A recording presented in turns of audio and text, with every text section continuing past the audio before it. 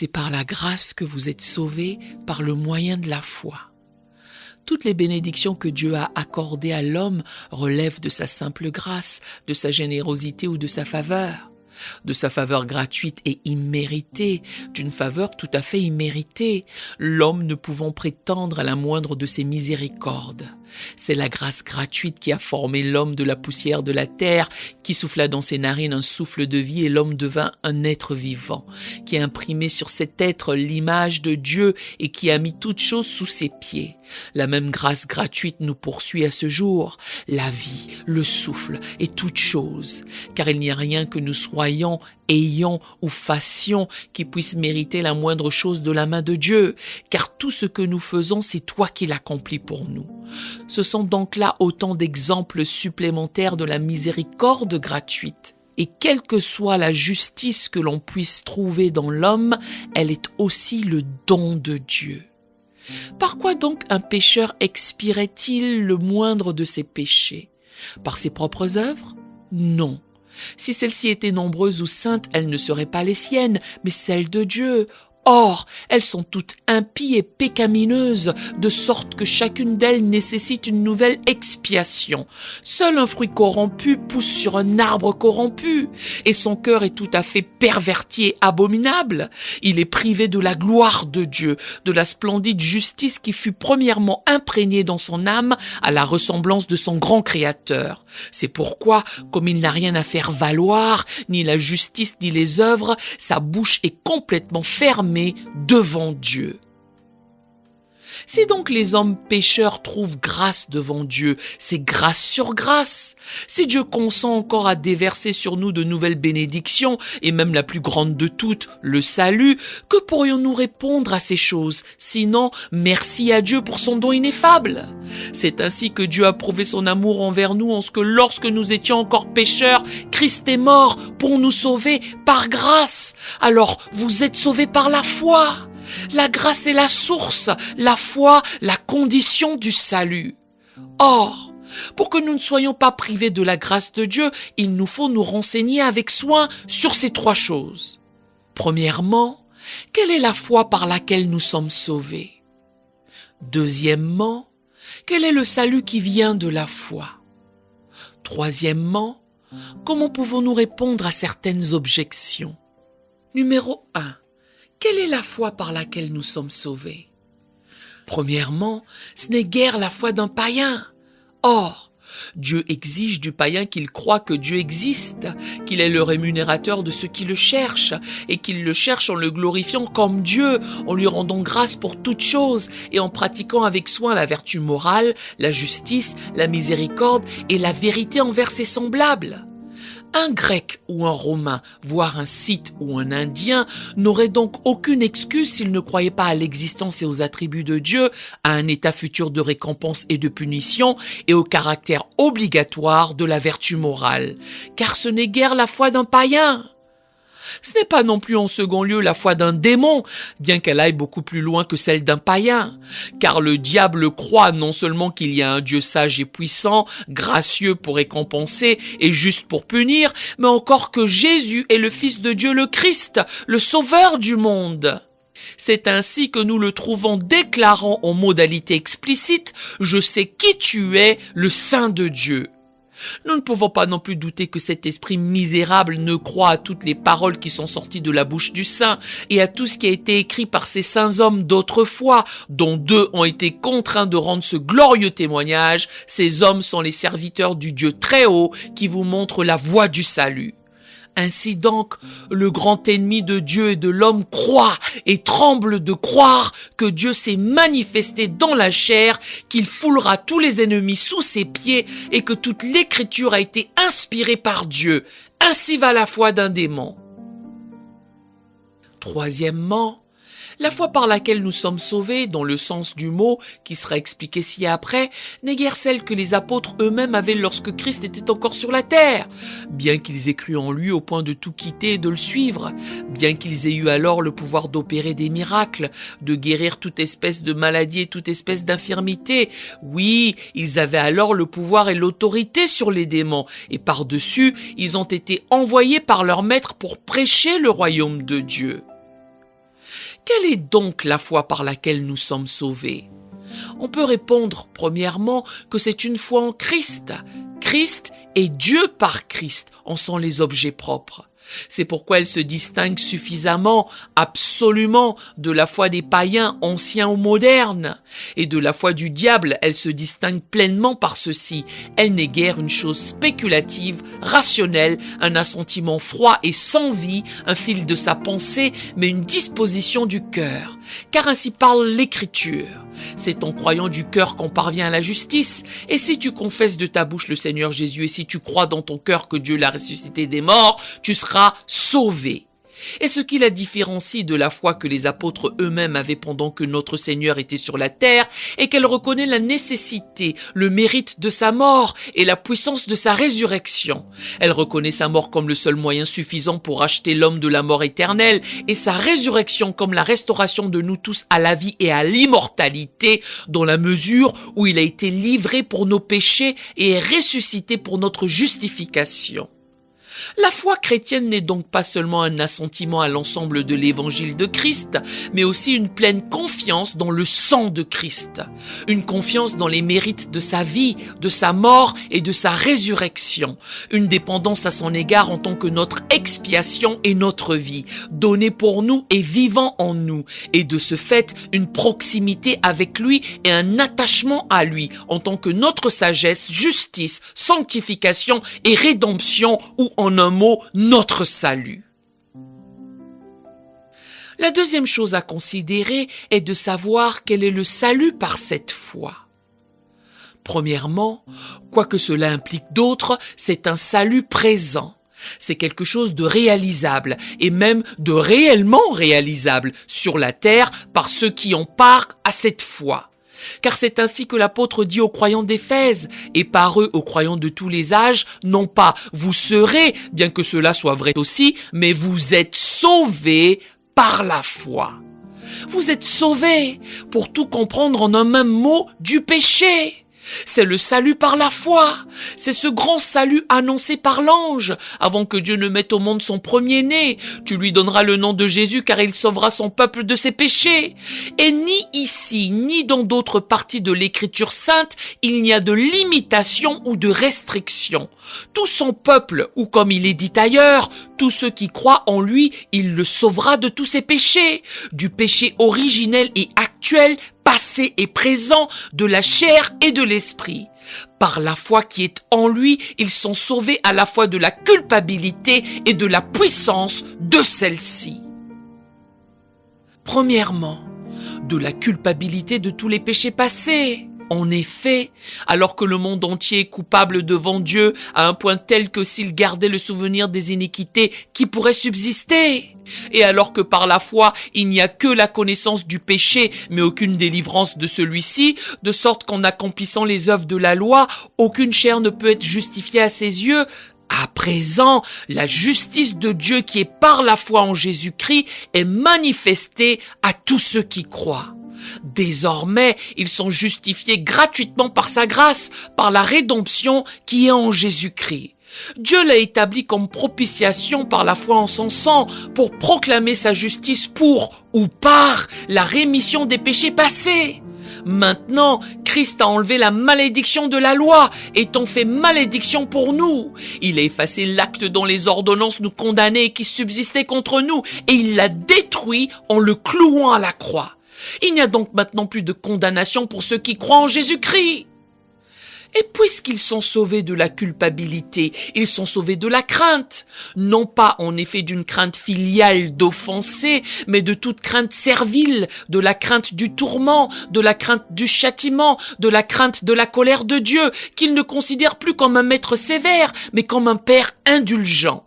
Ils n'ont point reçu de nouveau l'esprit de servitude, mais l'esprit d'adoption, par lequel ils crient Abba Père. L'esprit lui-même rendant témoignage à leur esprit qu'ils sont enfants de Dieu. Ils sont ainsi sauvés de la crainte, mais non de la possibilité de se détourner de la grâce de Dieu et d'être privés des grandes et merveilleuses promesses. Ils ont ainsi la paix avec Dieu par notre Seigneur Jésus-Christ. Ils se réjouissent dans l'espérance de la gloire de Dieu. Et l'amour de Dieu est répandu dans leur cœur par le Saint-Esprit qui leur a été donné. Par là, ils sont persuadés, bien que peut-être pas en tout temps, ni avec la même plénitude de persuasion, que ni la mort, ni la vie, ni les choses présentes, ni les choses à venir, ni la hauteur, ni la profondeur, ni aucune autre créature ne pourront les séparer de l'amour de Dieu qui est dans le Christ Jésus, notre Seigneur. Encore une fois, par cette foi, ils sont sauvés de la puissance du péché, aussi bien que de la culpabilité de celui-ci. Ainsi l'apôtre déclare, « Vous savez qu'il a été manifesté pour ôter nos péchés, et qu'en lui il n'y a point de péché. Quiconque demeure en lui ne pêche point. Et encore, petits enfants, que personne ne vous séduise. Celui qui pêche est du diable. Quiconque croit est né de Dieu. Et celui qui est né de Dieu ne pratique pas le péché, car sa semence demeure en lui. Et il ne peut pécher parce qu'il est né de Dieu. Encore une fois, nous savons que quiconque est né de Dieu ne pêche point, mais celui qui est né de Dieu se garde lui-même et le malin ne le touche pas. Celui qui par la foi est né de Dieu ne pêche pas. Premièrement, par récidivisme, car tout péché chronique est le règne du péché.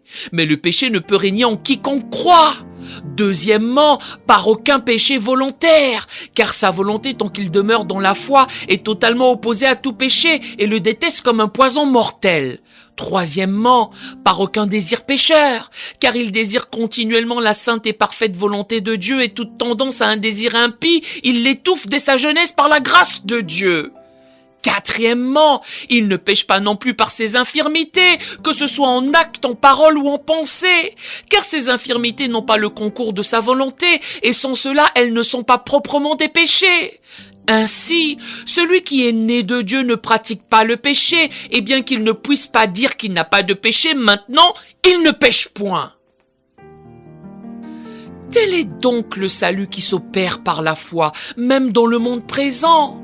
Un salut contre le péché et les conséquences du péché, tous deux souvent exprimés par le mot justification, lequel, pris dans son sens le plus large, implique une délivrance de la culpabilité et du châtiment, par l'expiation de Christ appliquée effectivement à l'âme du pécheur qui croit en lui, et une délivrance de la puissance du péché, par Christ formée en son cœur.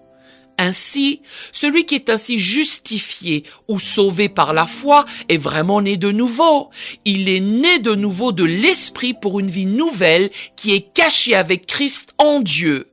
Et comme un enfant nouveau-né, il reçoit volontiers l'adolone, le lait spirituel et pur de la parole, et il croit par lui.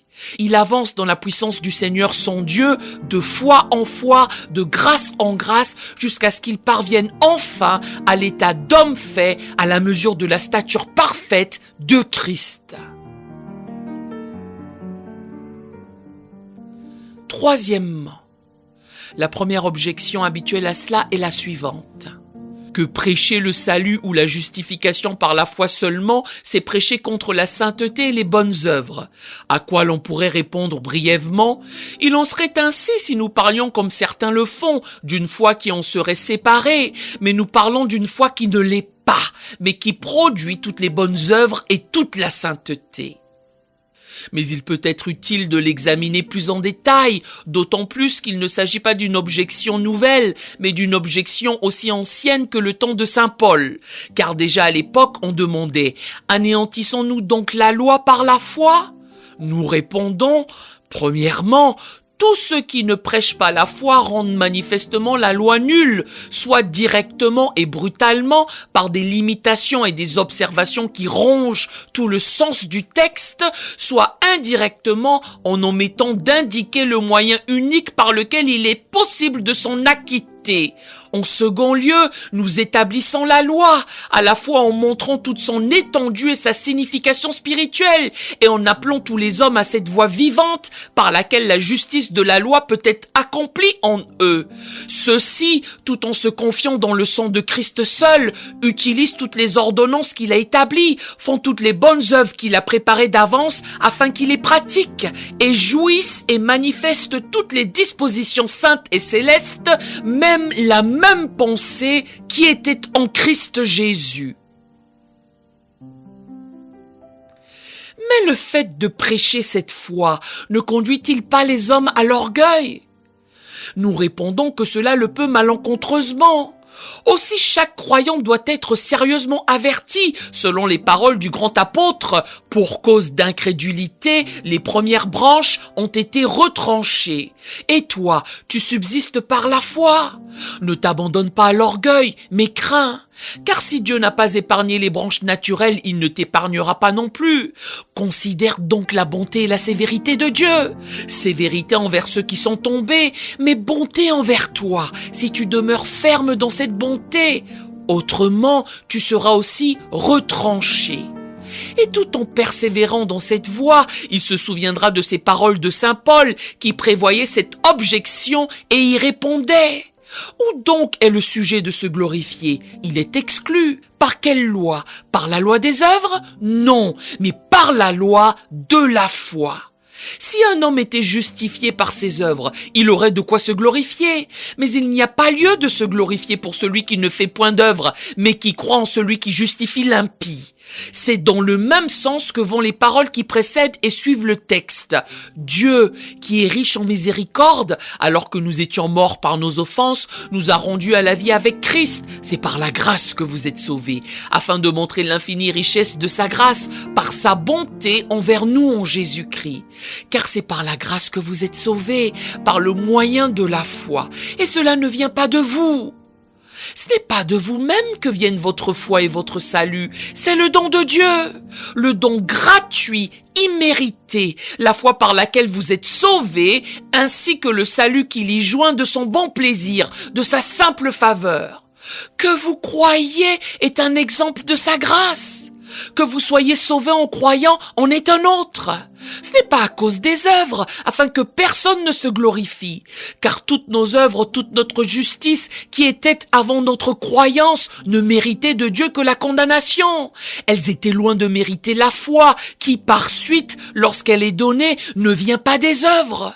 Le salut ne vient pas non plus des œuvres que nous faisons quand nous croyons, car alors c'est Dieu qui opère en nous. Par conséquent, qu'il nous donne une récompense pour ce qu'il fait lui-même, ne fait que souligner la richesse de sa miséricorde et ne nous laisse rien dont nous puissions nous glorifier. Cependant, le fait de parler ainsi de la miséricorde de Dieu en tant que sauveur ou justifiant librement par la foi seulement, ne risque-t-il pas d'encourager les hommes dans le péché? En effet, cela peut et va encourager. Beaucoup vont demeurer dans le péché afin que la grâce abonde, mais leur sang est sur leur propre tête.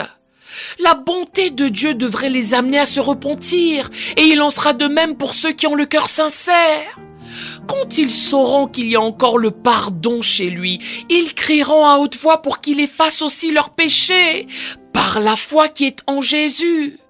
Et s'il crie avec ardeur et ne se lasse pas, s'il le cherche par tous les moyens qu'il a désignés, s'il refuse d'être consolé jusqu'à ce qu'il vienne, il viendra et ne tardera pas.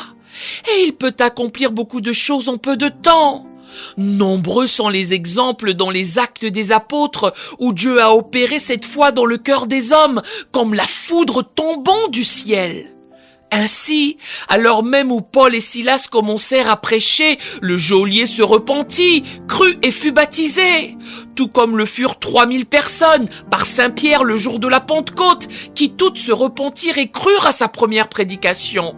Et Dieu soit loué, il y a maintenant de nombreuses preuves vivantes qu'il est encore un héros qui sauve.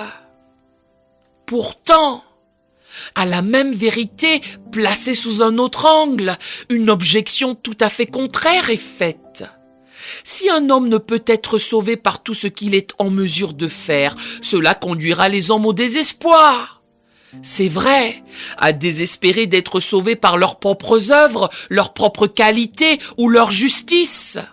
Il en est ainsi, car personne ne peut se confier aux qualités de Christ sans avoir entièrement renoncé aux siennes. Celui qui cherche à établir sa propre justice ne peut recevoir la justice de Dieu. La justice de la foi ne saurait lui être accordée tant qu'il se fiera à celle de la loi. Mais ceci, dit-on, est une doctrine incommode. Le diable a parlé tel lui-même, c'est-à-dire sans vérité ni honte, quand il a osé suggérer aux hommes qu'elle est ainsi faite. C'est la seule doctrine qui soit réconfortante. Elle est très riche en consolation pour tous les pécheurs qui se détruisent et se condamnent eux-mêmes. Que quiconque croit en lui ne sera point confus, puisqu'ils ont tous un même Seigneur, qui est riche pour tous ceux qui l'invoquent. Voilà un réconfort, haut comme le ciel, plus fort que la mort. Quoi? La miséricorde pour tous? Pour Zachée, un voleur reconnu? Pour Marie-Madeleine, une vulgaire prostituée? Il me semble entendre quelqu'un dire « Alors moi aussi, je peux espérer la miséricorde. » C'est ce que tu peux faire, toi, l'affligé, que personne n'a consolé. Dieu ne rejettera pas ta prière. Peut-être même te dira-t-il à l'heure suivante « Prends courage, tes péchés te sont pardonnés, tellement pardonnés qu'ils ne régneront plus sur toi, et que le Saint-Esprit rendra témoignage à ton esprit que tu es un enfant de Dieu. » Oh, bonne nouvelle! Une nouvelle de grande joie qui est envoyée à tous les peuples. Oh, vous tous qui avez soif, venez aux eaux, venez et achetez sans argent et sans rien payer. Quels que soient vos péchés, même s'ils sont rouges comme la pourpre, même s'ils sont plus nombreux que les cheveux de votre tête, revenez au Seigneur et il aura pitié de vous et un autre Dieu, car il pardonnera abondamment. Quand il n'y a plus d'objection, on nous dit simplement que le salut par la foi ne doit pas être prêché comme première doctrine, ou du moins ne doit pas être prêché du tout. Mais que dit le Saint-Esprit? Personne ne peut poser un autre fondement que celui qui a été posé, à savoir Jésus-Christ. Ainsi donc, le fait que quiconque croit en lui soit sauvé est et doit être le fondement de toute prédication. C'est-à-dire qu'il doit être prêché en premier. Bien, mais pas à tous. À qui alors ne devons-nous pas le prêcher? Qui devons-nous excepter? Les pauvres? Non, ils ont un droit particulier à ce que l'évangile leur soit prêché. Les ignorants? Non. Dès le commencement, Dieu a révélé ces choses à des hommes ignorants et incultes. Les jeunes? En aucune façon. Permettez-leur, en tout cas, de venir au Christ et ne les en empêchez pas. Les pécheurs? Encore moins. Il n'est pas venu pour appeler les justes, mais les pécheurs à la repentance. S'il fallait faire une exception, ce seraient alors les riches, les savants, les hommes de renom, les moralistes. Il est vrai qu'ils s'excluent trop souvent eux-mêmes de l'écoute. Pourtant, nous devons dire les paroles du Seigneur, car c'est ainsi que s'énonce la lettre de notre mission. Allez et prêchez l'évangile à toute la création. Si quelqu'un l'arrache ou une partie de celui-ci à sa propre destruction, il doit porter son propre fardeau. Mais il n'en reste pas moins que l'Éternel est vivant. Tout ce que l'Éternel nous dira, nous l'annoncerons. En ce moment plus particulièrement, nous dirons que c'est par grâce que vous êtes sauvés, par le moyen de la foi. Car jamais le maintien de cette doctrine n'a été plus opportun qu'en cet instant. Rien, sinon cela, ne peut prévenir effectivement le développement de l'illusion romaine parmi nous. Il serait vain d'attaquer une par une les erreurs de cette Église. Mais le salut par la foi frappe à la racine et tout tombe tout d'un coup là où il est établi. C'est cette doctrine que notre Église appelle à juste titre le rocher solide et le fondement de la religion chrétienne, qui a d'abord chassé la papauté de ses royaumes, et c'est elle seule qui peut la tenir à l'écart. Elle seule peut freiner l'immoralité qui s'est répandue dans le pays comme un déluge. Pouvez-vous vider le grand abîme goutte à goutte? Alors vous pouvez nous réformer en nous détournant de certains vices. Mais faites entrer la justice qui vient de Dieu par la foi, et ces vagues orgueilleuses seront arrêtées. Rien ne peut arrêter la bouche de ceux qui se glorifient de leur honte et renient ouvertement le Seigneur qui les a rachetés. Ils parlent de la loi avec autant d'éloquence que celui qui l'a écrite dans son cœur. En les entendant parler sur ce sujet, on pourrait penser qu'ils ne sont pas loin du royaume de Dieu. Mais faites-les passer de la loi à l'évangile, commencez par la justice de la foi, par Christ, la fin de la loi pour quiconque croit, et ceux qui semblaient jusqu'ici presque, sinon tout à fait chrétiens, sont confessés fils de perdition. Aussi éloignés de la vie et du salut, que Dieu leur fasse miséricorde, que la profondeur de l'enfer l'est de la hauteur du ciel. C'est pour cette raison que l'adversaire se déchaîne chaque fois que le salut par la foi est proclamé au monde. C'est pour cette raison qu'il a remué la terre et l'enfer pour faire périr ceux qui ont été les premiers à le prêcher. Et pour la même raison, sachant que la foi seule pourrait renverser les fondations de son royaume, il a mobilisé toutes ses forces et déployé tous ses arts du mensonge et de la calomnie pour dissuader Martin Luther de la faire renaître. Il n'y a pas lieu de s'en étonner, car comme l'a fait remarquer cet homme de Dieu, comme il serait enragé pour un homme fier, fort et armé d'être arrêté et mis en échec par un petit enfant qui vient contre lui, un roseau à la main. Surtout s'il savait que ce petit enfant le renverserait sûrement et le foulerait aux pieds. Le Seigneur Jésus. C'est ainsi que votre force a toujours été accomplie dans la faiblesse. Va donc, petit enfant, qui crois en lui, et sa droite t'enseignera de merveilleux exploits. Bien que tu sois impuissant et faible comme un enfant, l'homme fort ne pourra pas se tenir devant toi. Tu l'emporteras sur lui, tu le soumettras, tu le renverseras et tu le fouleras aux pieds. Tu avanceras sous la direction du grand capitaine de ton salut, vainqueur et à vaincre, jusqu'à ce que tous tes ennemis soient détruits et que la mort soit engloutie dans la victoire. Maintenant, merci à Dieu qui nous donne la victoire par notre Seigneur Jésus-Christ, à qui, avec le Père et le Saint-Esprit, soit la bénédiction, la gloire, la sagesse, l'action de grâce, l'honneur, la force et la puissance pour les siècles des siècles. Amen. Nous aimerions vous donner l'opportunité de faire de Jésus le Seigneur de votre vie. Voulez-vous bien prier avec moi? Dites, Seigneur Jésus, je me repens de mes péchés. Viens dans mon cœur. Je fais de toi mon Seigneur et Sauveur. Et merci Seigneur pour le baptême du Saint-Esprit en moi. Dans le nom de Jésus. Par cette simple prière, nous croyons que vous êtes nés de nouveau, allez dans une bonne église qui est basée sur la Bible, donnez à Dieu la première place. Nous espérons de tout cœur que ce message vous encouragera. Si vous connaissez quelqu'un qui puisse être encouragé, s'il vous plaît, envoyez-le lui. Édifions le corps de Christ ensemble. Nous publions un nouveau message chaque lundi et un message court chaque jeudi. Appuyez sur la cloche des notifications pour vous le rappeler. Merci infiniment de nous soutenir en vous abonnant à notre chaîne. Que Dieu vous bénisse abondamment.